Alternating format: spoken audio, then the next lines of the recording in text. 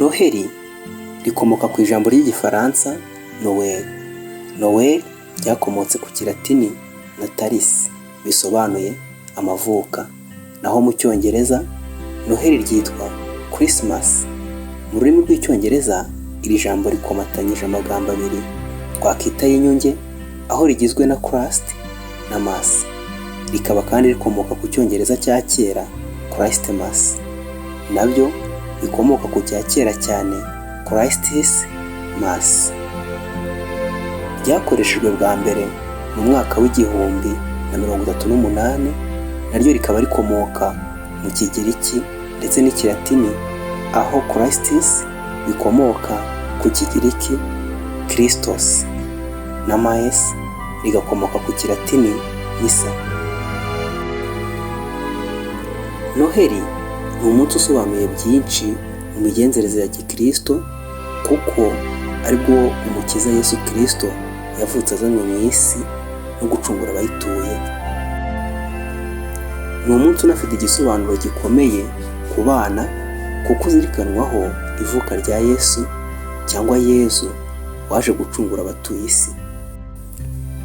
Nimvuga Yesu cyangwa Yezu, wumva ijambo rimwe kandi wumva izina rimwe, ahubwo rikoreshwa n'Abakristo bijyanye n'uko imyemerere yabo bategeka. Tariki ya 25 Ukuboza buri mwaka, uyu munsi wizihizwa ku migabane yose y'isi mu kuzirikana no kwizihiza itangira ry'ubuzima bwa kana Yesu.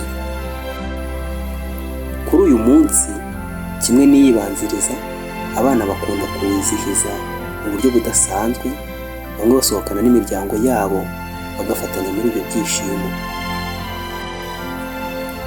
Muri iki gihe abana bato bari kumwe n'ababyeyi babo babaha impano yo kubasohokana bakajya kwishimana na bagenzi babo binyuze mu mikino, kubagurira imyambaro, imitako mishyashya ndetse n'ibindi bitandukanye. Kubw'ibyo rero, ivuka rya Yesu rifatwa nk'ikintu gikomeye, dore ko n'indangabihe dukoresha uyu munsi ya Anno Domini yatangiye mu bihe by'ivuka rya Yesu.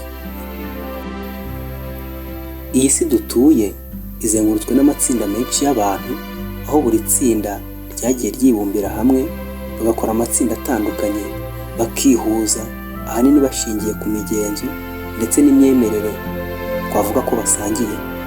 Ibyo ni bimwe mu byatumye haba amadini ndetse n'amatorero tubona uyu munsi, hamwe n'andi twumva bavuga. Uramutse ufashe urugendo buri muntu wese muhuye, nyuma yo kumuramutsa ukajya umubaza idini cyangwa itorero asengeramo, igisubizo watahana ni uko buri muntu wese yakubwira idini cyangwa itorero abarizwamo. Nubwo waba utitaye ko atajya yitabira ngo ahure na bagenzi be bahuje idini cyangwa itorero, ku munsi abo bahuje imyemerere bumvikanye ko bazajya bahuraho bagasenga Imana yabo cyangwa bagakeza umwami wabo. Ubushakashatsi bwagaragaje ko umubare munini w'abatuye isi babarirwa mu itsinda rihuriye ku myemerere imwe yo kwizera uwitwa Kristo Yesu cyangwa Yezu.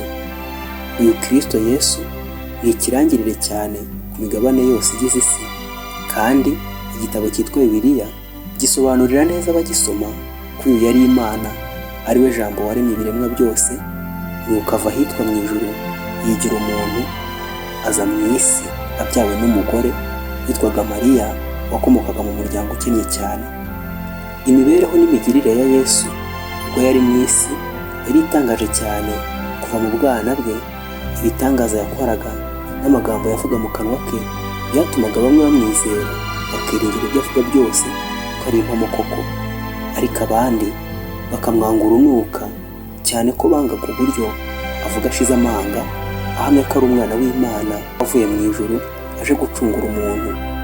Ibyo ngo akabigenderaho ababuza imigenzo yabo bari basanganywe, ngo bamukurikire bizere inyigisho ze, bamwizere ngo azabageza mu ijuru aho nawe yaturutse mbere y'uko aza mu isi.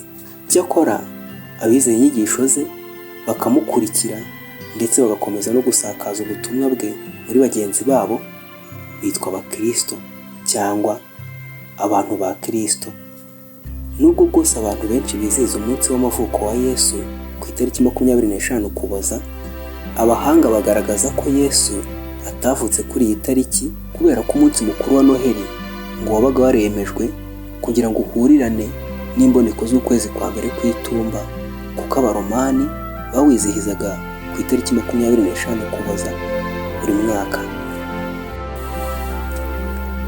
Gusa nubwo ari umunsi witabwaho cyane n'abakristo, bamwe mu batizera Yesu benshi bawizihiza nk'umunsi wo gusabana n'imiryango no kuruhuka.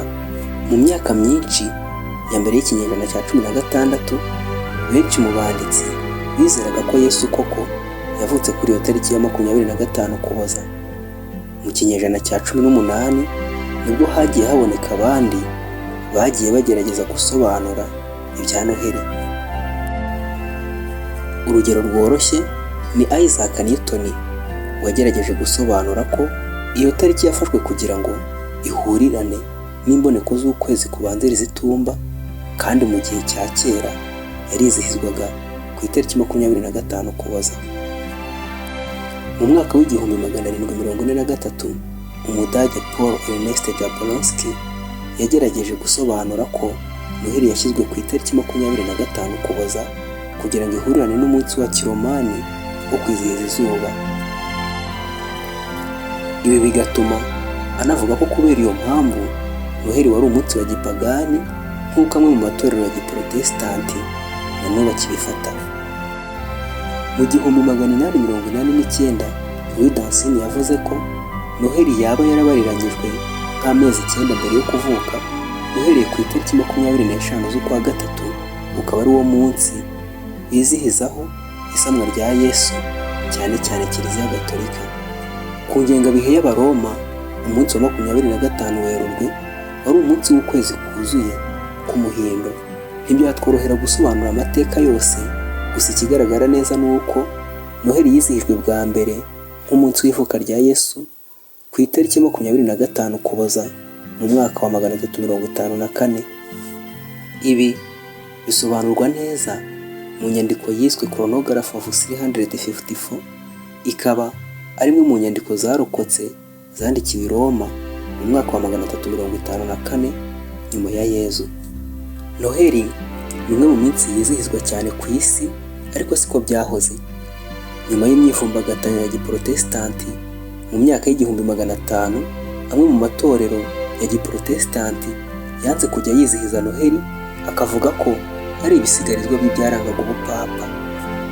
Gusa uko imyaka yagiye ishira, by'umwihariko nk'uko bigaragara ubu, Noheli isigaye yizihizwa hafi n'abantu bose bagize amadini anyuranye, cyane cyane ko no hanze y'urusengero ari umunsi wafashwe nk'ikiruhuko gikomeye cyane kurusha ibindi mu mwaka.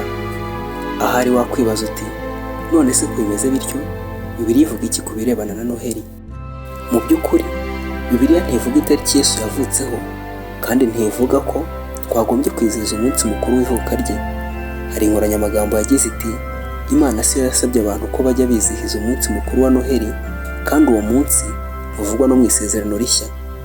Amateka ya Noheli agaragaza ko uwo munsi mukuru ukomoka mu madini ya gipagani, kandi Bibiliya igaragaza ko iyo dusenze Imana mu buryo itemera biyibabaza.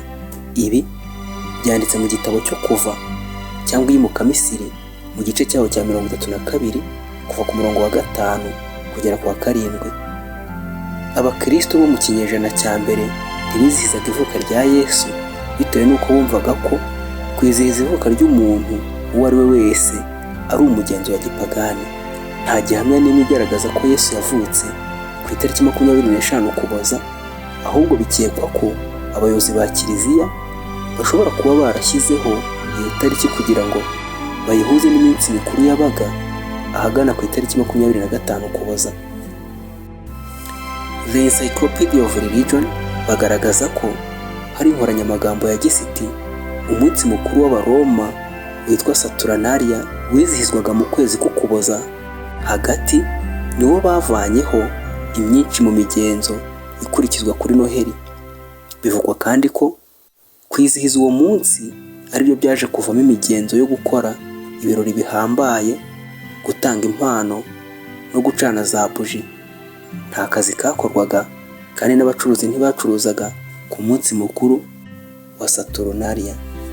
Nanone kandi bagaragaza ko hari indi nkoranyamagambo ivuga ko iyo abantu bo mu Burayi babaga bashaka kwirukana imyuka mibi no kwizihiza imboneko z'izuba zabaga hagana ku itariki 25 Ukuboza, batakaga amazu yabo bakoresheje udutara tumyasa n'ibiti by'amoko yose.